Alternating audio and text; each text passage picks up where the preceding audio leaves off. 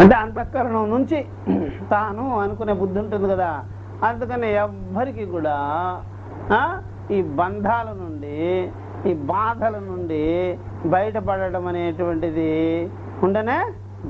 ఎందుకు అని అంటే అంతఃకరణం నుండి అంటే అధ్యాసకి లోనయ్యే, అధ్యాసకి లోనైన జీవితం అది. దానిలో నుంచి ఎవ్వరు బతికి బయటపడడం అనేది ఉండనే ఉండదు. అదొకటి గుర్తుపెట్టుకోవాల్సింది. ఆత్మ నుండి అన్నారనుకోండి, ఆత్మ యొక్క లక్షణం తెలుసుకోవాల్సి వస్తుంది.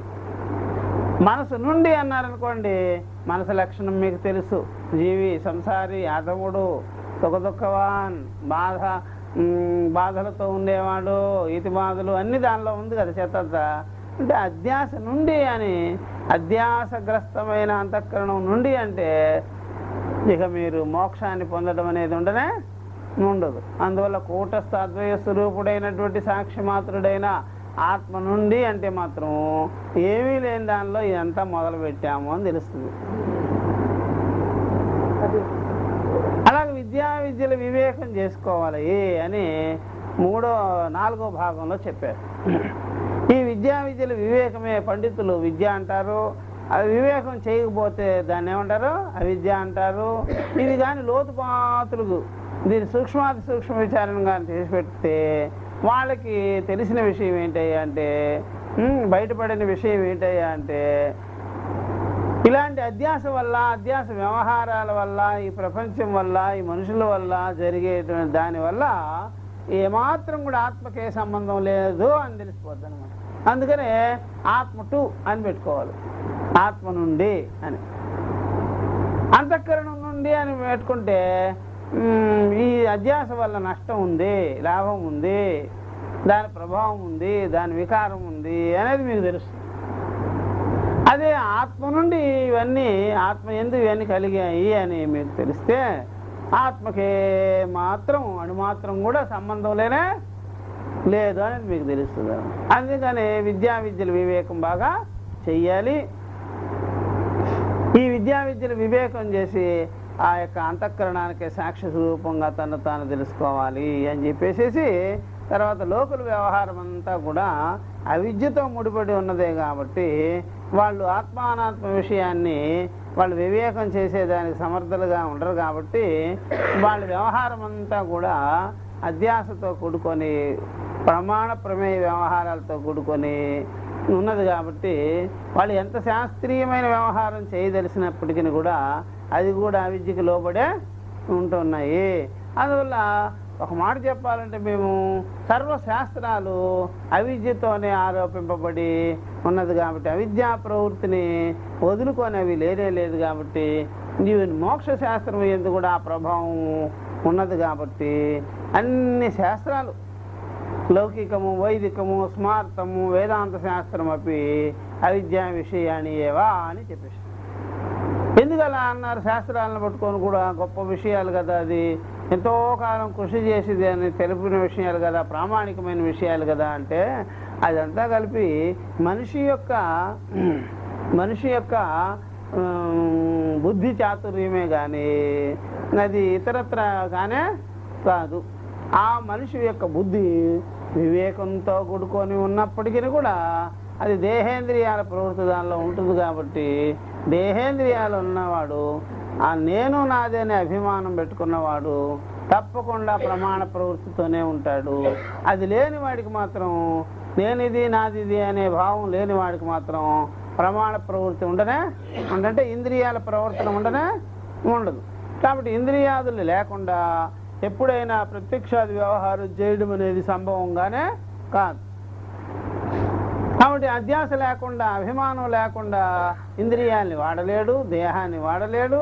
ఇంద్రియాది ప్రవర్తన అనేటువంటిది లేకపోతే ఏ వ్యవహారం మనం చేసేదానికి వీలుగానే కాదు. అసలు దేహమే లేకపోతే ఇంద్రియాదుల గతి ఏమిటి అని చెప్పి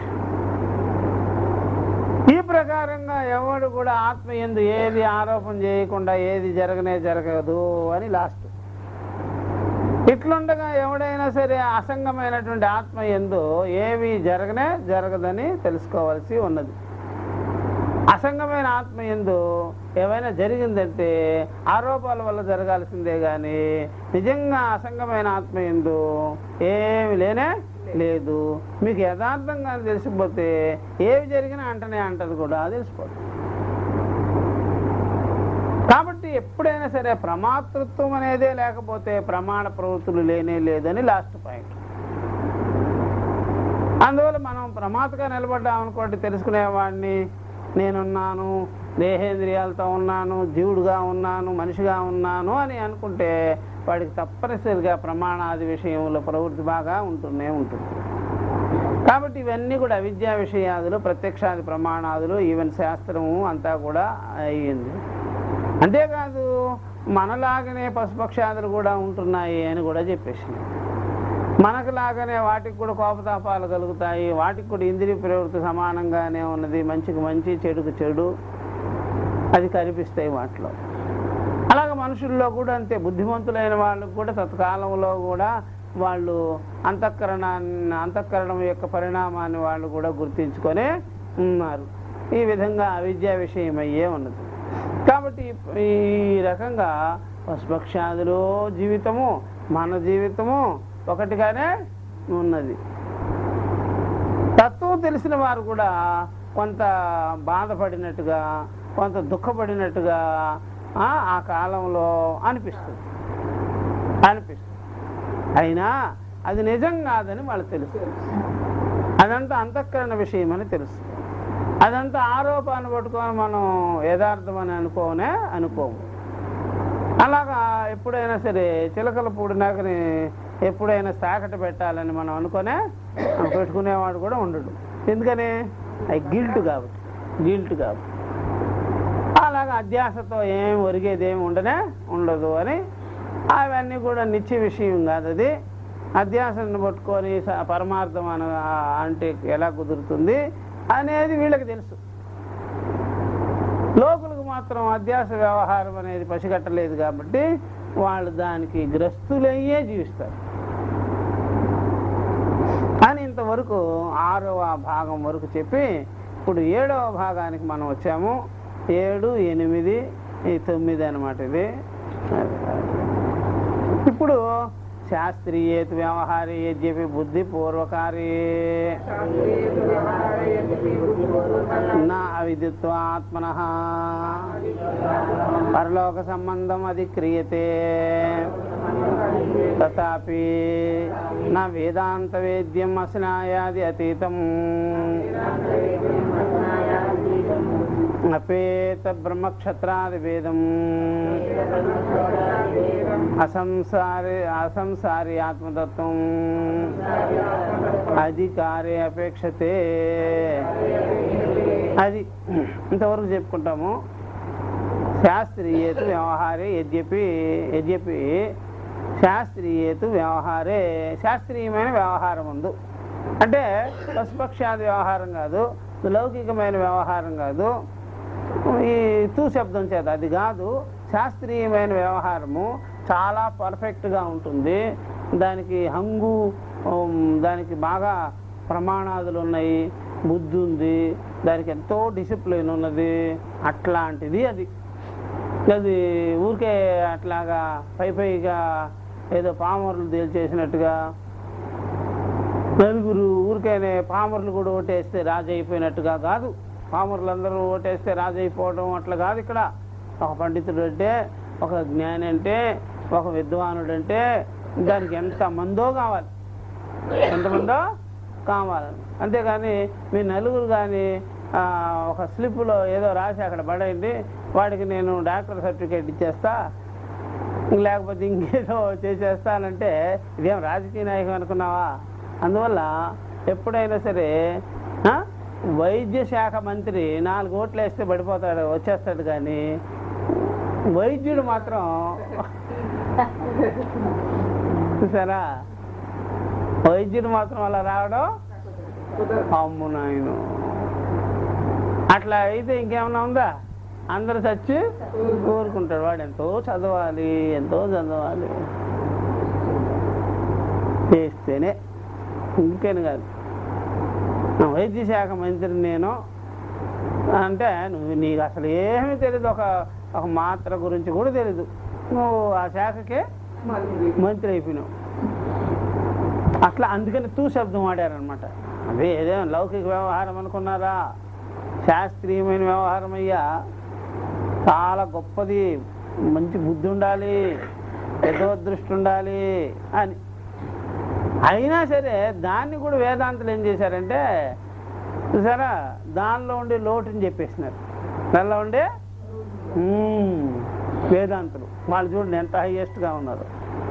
అశాస్త్రీయమైన వ్యవహారం అయితే మాత్రం ఏమిటయ్యా, నువ్వు అహమస్మి బ్రహ్మ అని నువ్వు అన్నవా? అనలేదే.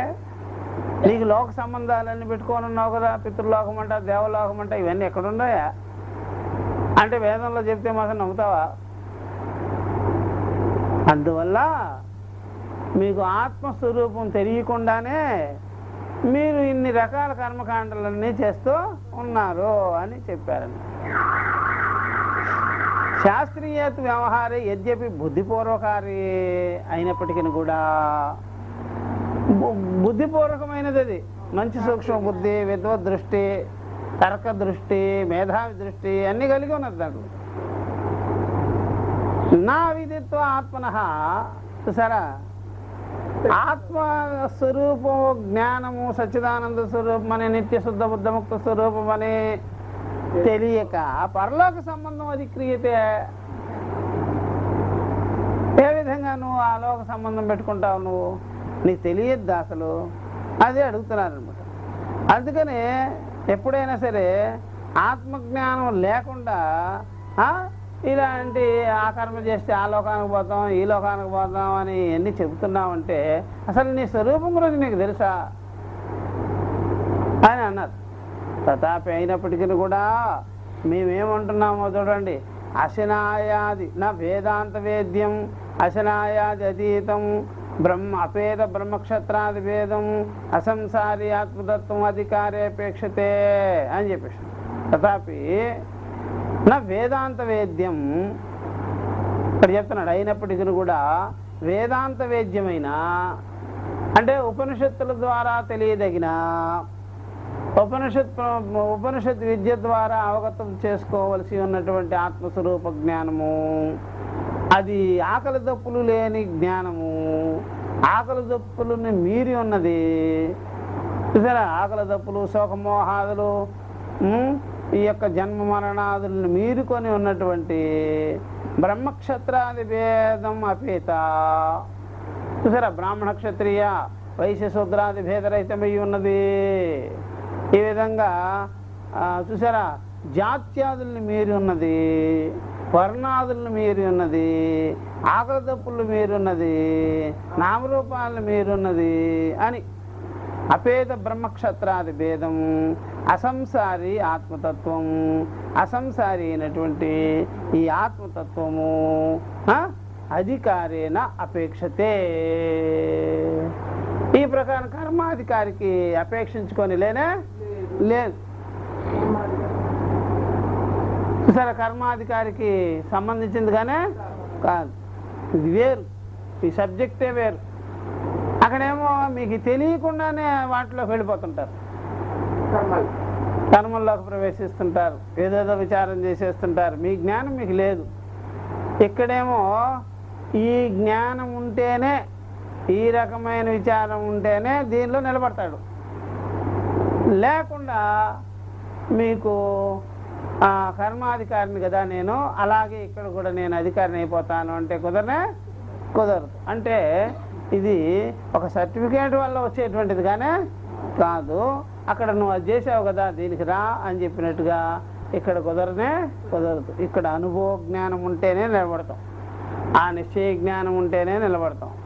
ఎవరికి పడితే వాళ్ళకి ఇక్కడ ఈ జ్ఞానం ఎందు నిలబడే అధికారం లేదు అని చెప్పేసినట్టు. అయినప్పటికీ కూడా వేదాంత వేద్యమైన ఆకలి దప్పులు లేని బ్రహ్మ క్షత్రియాది భేదరహితమైన అసంసారి అయినటువంటి ఆత్మతత్వ విషయంలో ఆ అధికారి అనేటువంటిది అపేక్షించుకొని ఉండనే ఉండడు. కర్మాధికారి అనేటువంటి వాడు ఇక్కడ దీనికి సంబంధించుకొని ఉండడు.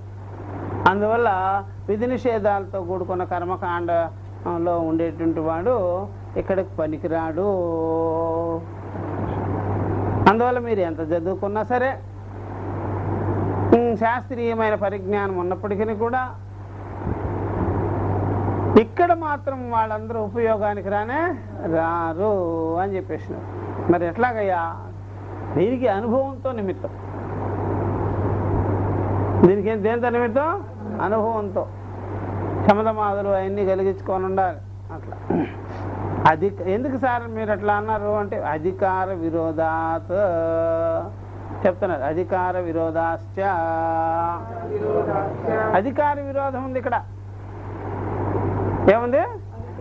ఇంకొక మాట ఉంది కదా, అనుపయోగాత్ అని, అది చెప్పుకోవాలి. అనుపయోగాత్ ఒకటి ఆ పదం ఉంది చూడండి. ఇక్కడ ఉపయోగానికి రారు వాళ్ళందరూ. నేను ఇలాగా అది అధ్యయనం చేశాను, ఇది అధ్యయనం చేశాను, నాకు ఆ కర్మ వచ్చు, ఈ కర్మ వచ్చు అని చెప్పేస్తే సరిపోదు. అక్కడ చెప్పాం కదా అవేమి లేవని. అలాంటి లేని తత్వము ఏవి సజాతీయ విజాతీయ స్వగత భేదరహితమైనది, జాతి గుణక్రియ విశేషరహితమైనది అని చెప్పాం కదా. ఆకలి దప్పులు లేనిది అని చెప్పాం కదా. ఆ విషయంలోకి వీళ్ళందరూ అధికారులు అయిపోరు. కర్మకాండలో ఉండేటువంటి వాళ్ళందరూ అధికారులు అయిపోరు. అనుపయోగాలు, వీళ్ళు ఉపయోగానికి రారు. ఉపయోగానికి వచ్చే విషయం కాదు ఇది. అనుపయోగాత్ ఎందుకని అట్లా అన్నారు? అధికార విరోధాశ్చ, అధికార విరోధం. ఎందుకని? బ్రహ్మ విద్యకి అధికారి ఎవరో ఇలా చదువుకో ఉండాలి, అలా చదువుకో ఉండాలని గానే కాదు. బ్రహ్మ విద్యకి అధికారి ఎవరో ఇలా చదువుకోవాలి, అలా చదువుకోవాలని గానే కాదు. వాళ్ళకి వివేక వైరాగ్యాలు ఉండాలి. శమధమాది సంపత్తి ఉండవలే, వాల్యూస్ ఉండాలి, అమానిత్వాదులన్నీ ఉండాలి. ఉండేదానికి దానికేం బయట దానికి కనిపించే విషయం కాదు, ఐడెంటిఫై అయ్యే విషయం కాదు. అది మీకు ఆ యొక్క సబ్జెక్ట్ విచారం చేసేటప్పుడే ఆ గురువులే చెప్పేస్తారు. అంతేగాని గురువులు ఇక్కడ బయట గురువుల్లాగా ఎప్పుడైనా సరే డబ్బులు పెట్టి కొనుక్కోవడము, సర్టిఫికేట్లు కొనుక్కోవడము, అలాగే మేము దక్షిణ ఇస్తే దీనికి అధికారి అని చెప్పేవాడు. నువ్వు కూర్చోగాని అర్థమైతే చూడు, లేకపోతే అంతే. అట్లాగా అది పట్టా చేతికిరు, సర్టిఫికేట్ చేతికి ఇచ్చేది కానీ కాదు. నువ్వు బ్రహ్మవేత్తవే అని చెప్పేశారు, చెప్పినా సరే మీకు పనికిరాదు అది. అట్లా బాగా గుర్తుపెట్టుకోవాలి. అందుకని ఎప్పుడైనా సరే ఎర్రగా కనిపించేవన్నీ కూడా గొడుకారం అనుకోకూడదు. ఏదో రంగు కూడా కావచ్చు కదా. ఇప్పుడు బీట్రూట్ ఉందనుకోండి, ఆ రంగు తీసి నాలుక మీద రాసేసి ఇదిగో కారం రాశాను నేనంటే రాసుకో, నాకేమనిపించలే అంట. అదే కానీ ఎర్రటి కారం రాసామనుకోండి ఇంకా తగలాడాల్సిందే. అట్లా వేదాంతము, నువ్వు వేదాంతానికి మురికొస్తావులే అని ఎవరిని పడితే వాళ్ళని ఒప్పేసుకున్నాం అనుకోండి, దానివల్ల వాళ్ళకి ఏమీ ఉండదు. అది దానికి కావలసిన వాళ్ళు యోగ్యులు మాత్రమే అక్కడ రమించగలుగుతారు, మిగిలిన వాళ్ళకి ఆ విధంగానే కాదు. అది చెప్తున్నాను. అనుపయోగాతోని అధికార విరోధాశ్చని, అధికార విరోధం ఉంది. ఆ అధికారులు ఎవరు? కర్మాధికారి, జ్ఞానానికి అధికారి. కర్మాధికారి వేరు, జ్ఞానానికి అధికారి వేరు. అది జిజ్ఞాస విషయం కదా, అందుకని అక్కడ తీసుకెళ్తున్నారు. చెప్తున్నారు ఇప్పుడు ప్రాక్ష్య తథా భూతాత్మ విజ్ఞానాత్ ప్రవర్తమానం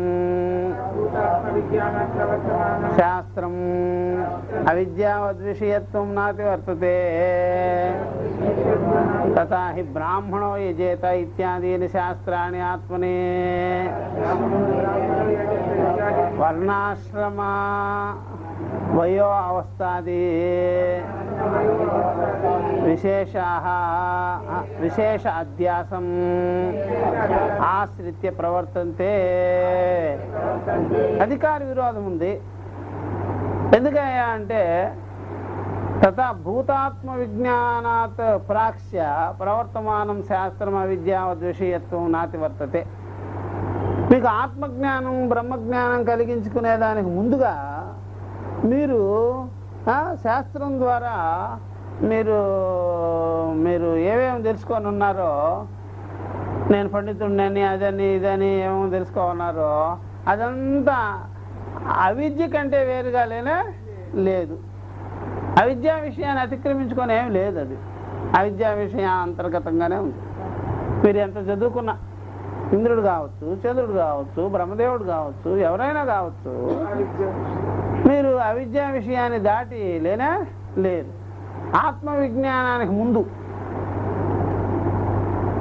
మీకు ఏమున్నా సరే అవన్నీ కలిపి అవిద్యా విషయం అయ్యే ఉన్నదే. అది బాగా గుర్తుపెట్టుకోవాలి.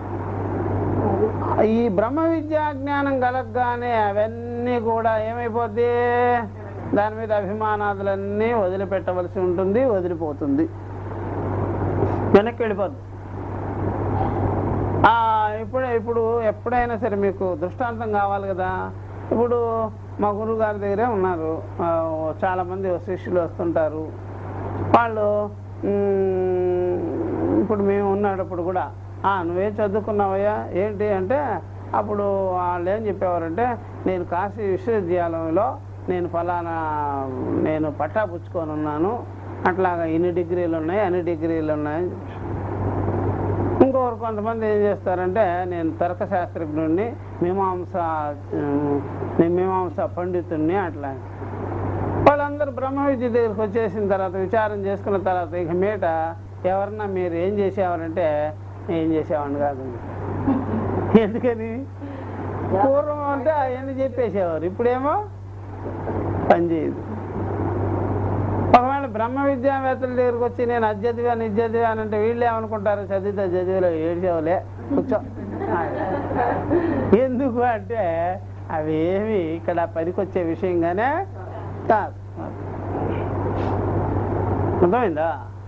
అందుకని ఎవడైనా సరే పడవలో నుంచి పడిపోయేటప్పుడు, నేను పండితుడిని కదా, నేను అది చదువుకున్నాను కదా, ఇది చదువుకున్నాను కదా అంటే, నాకు ఈత వచ్చు, నీకు అదంతా వచ్చా అని అడుగుతాడు. నేనే ఇక్కడ సేవ్ అయ్యేది, మీరు అంతా సేవే. వీళ్ళ పర్ఫెక్ట్ ఉందా? అట్లాగా సంసారం అనేటువంటి ఆ యొక్క చూసారా సముద్రంలో పడిపోయినప్పుడు ఏముండాలి? బ్రహ్మ విద్య, ఈత ఉండాలి. ఇప్పుడు అందరూ ఎక్కడ ఏ నావకు తూట్లు పడి ఉన్నాయి, ఏ నావ ముడిగేదానికి సిద్ధంగా ఉందంటే మనం సంసార నావ చేసుకున్నాం కదా, సంసార సాగరంలో పెట్టున్నాం కదా. ఆ నావకి ఎన్ని తూట్లో పడిపోయినాయి ఇప్పటికి. ఇప్పుడు మునిగేదానికి సిద్ధంగా ఉంది. ఇప్పుడు మనకు కావాల్సింది ఏమిటి? ఈ నావలో ఉండేవాళ్ళకి ఏం కావాలా? నేను డాక్టర్ని, నేను ఇంజనీర్ని, నాకు డబ్బులు ఉన్నాయి, నేను అది ఇది అయినా మనకెందుకయ్యా? నీకు ఒకటే ఇక్కడ ఈతొచ్చా? రాగద్వేషరహితమైన బుద్ధి కలిగి ఉండగలవా? శోకమోహ రాహిత్య బుద్ధి కలిగి ఉండగలవా? ఆత్మజ్ఞానం కలిగించుకొని ఉండగలవా? అది ఉంటే నువ్వు పనికొస్తావు, లేదంటే ఈ నాతో పాటు మునుగుతావు. అట్లాగనమాట. అంటే బ్రహ్మ విద్యకి ముందుగా ఇలాంటివన్నీ చెప్పేవారు వచ్చి ఇవన్నీ కలిగి ఉంటారు. అదంతా అవిద్యకి లోనైందే కానీ అవిద్యను అతిక్రమించినవేమి కానీ అంతా విద్యా విషయాలేవు. ఇట్లాగా చాలామంది నేను ఫలానా అని చెప్పుకుంటారు గురువు దగ్గరకు వచ్చినప్పుడు. ఈ బ్రహ్మ విద్య అవగతం చేసుకోగానే నువ్వు ఇంత చదువుకున్నావు కాబట్టి బ్రహ్మ విద్య వద్దులే అని చెప్పడు గురువుగారు. అవన్నీ అలా పక్కకు పెట్టేసి బ్రహ్మ విద్యకి రా, ఫ్రెష్గా రా. ఈ బ్రహ్మ విద్యా జ్ఞానం కలగగానే వాళ్ళు ఏమనుకుంటారు, అవన్నీ ఉట్టివే, చదువుకున్నవన్నీ పనికిరాని విద్యలు అని.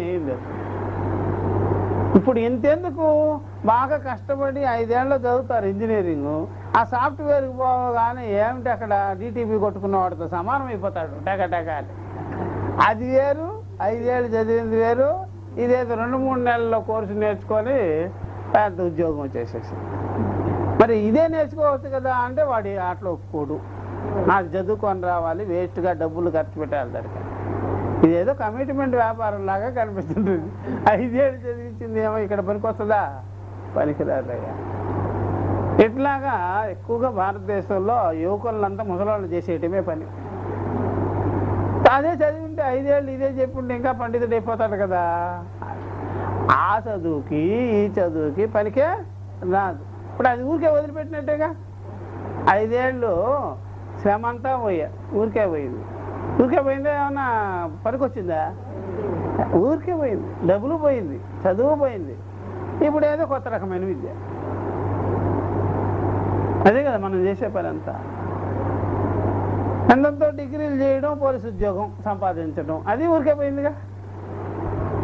అది ఊరికే పోయా. ఇట్లాగా ఇక్కడే మనం ఊరికే పోగొడుతున్నాం కదా. బ్రహ్మ విద్యకి వస్తే మొత్తం పోతుంది. అప్పుడు బ్రహ్మ విద్యను అడిగారనుకోండి, నేను అవన్నీ చేసి రమ్మన్నాను ఎక్కడికి. ఇప్పుడు లోకులు ఏమంటున్నారు, అవన్నీ చేసి ఇక్కడికి రా అని చెప్తున్నారు. వీళ్ళేమో ఏం చెప్పలే. నీకు శమధమాదులు ఉందా అని అడుగుతున్నా అంతే. నువ్వు ఏం చదువుకున్నావు, దానికి అధికారి అయ్యావా, దీనికి అధికారిగా అన్ని డిగ్రీలు పుచ్చుకున్నావా, యోగ శాస్త్రంలో నీకు ప్రావీణ్యత ఉందా, ధ్యాన శాస్త్రంలో ప్రావీణ్యత, ఇవన్నీ నేను అడిగానంటయ్యా. నీకు బాహ్యేంద్రియ విషయాలలో ఇంద్రియాలను ఏ విధంగా అదుపు చేయాలి అవన్నీ తెలుసా?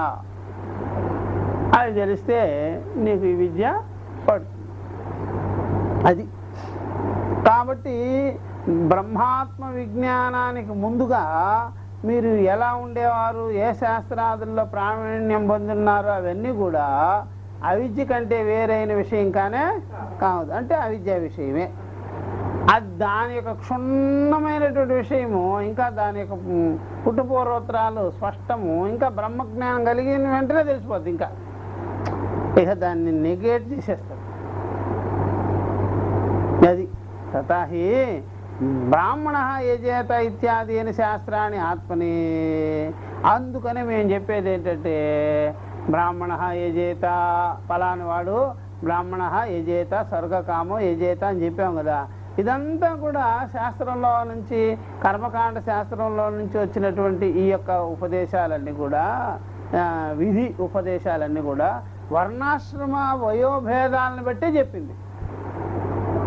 అవన్నీ ఇక్కడ పనికి వస్తుందంటే చెప్పు. ఫలానా మాట చెయ్యాలి, వీళ్ళు చేయకూడదు, వీళ్ళే చెయ్యాలి అనేటువంటివన్నీ బ్రహ్మ విద్యకి ఉపయోగమా? బ్రహ్మ విద్యకి ఏంటి అంటే నీకు శరీరం ఉండకూడదు. ఎవరికి చెప్తారు సార్ బ్రహ్మ విద్య అన్నాడట ఎవడో వచ్చి గురుగారిని. శరీరం ఉన్నవాడికి నేను చెప్పను, ఇంద్రియాలు ఉన్నవాడికి నేను చెప్పను, ప్రాణం ఉన్నవాడికి అసలు చెప్పను,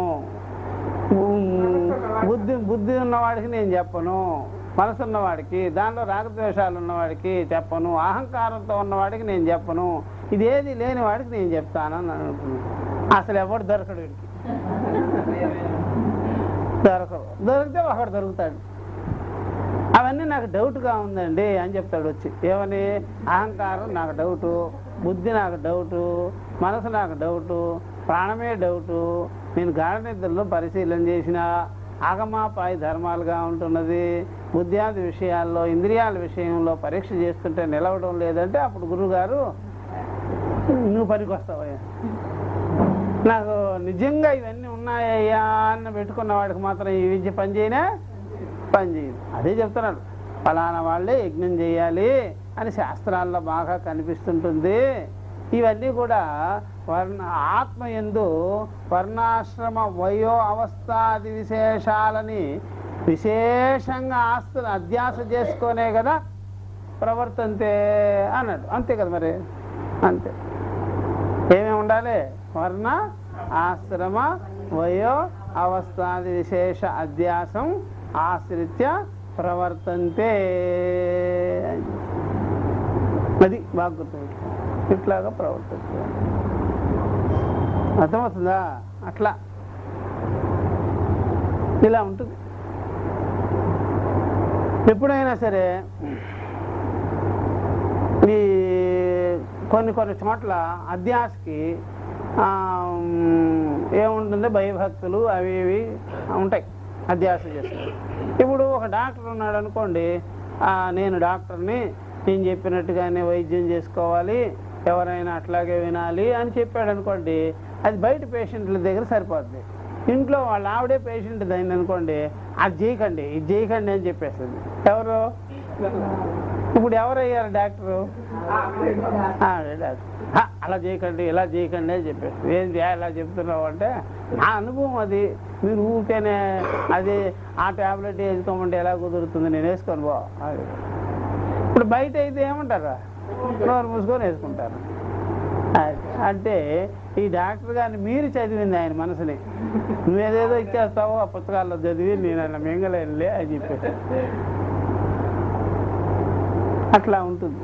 కాబట్టి ఈ వర్ణాశ్రమాదులు, వయో అవస్థాదులు, వయోలంటే వయసు, వయసు బాల్యం, యవ్వనం, కౌమారం, ఈ వయసులో ఇట్లాగా ఆ గుణము, ఆశ్రమము, ఇలాంటి గుణము, ఆశ్రమము అవన్నీ పెట్టుకొని ఆ విశేష అధ్యాసన పెట్టుకొని దాన్ని ఆశ్రయించుకొని శాస్త్రాలంతా కూడా మనకి విధి విధానాలను చెప్తుంది. విధి మరి బ్రహ్మ విద్యలు ఏమైనా ఎక్కడ ఉంటాయి? విధి విధానాలు ఏముండవు. అట్లాగా నీకు ఈ వయసుకే నీకు ఈ బ్రహ్మ విద్య, కర్మకాండ అంతా అంతే, ఆ వయసులోనే చేయాలి. ఇప్పుడు బాల్యంలో వివాహం చేసి పారేస్తారా? చీరు. బ్రహ్మ విద్యకు వచ్చాడు అనుకోండి, నీకు ఈ వయసు సరిపోదులే పోయా అనరు, నాయనా అదే గొప్ప విషయం అంటారు. అర్థమైందా? బాల్యంలో వివాహం చేయరు, బాల్యంలో కొన్ని కొన్ని కర్మకాండలన్నీ చేయించరు.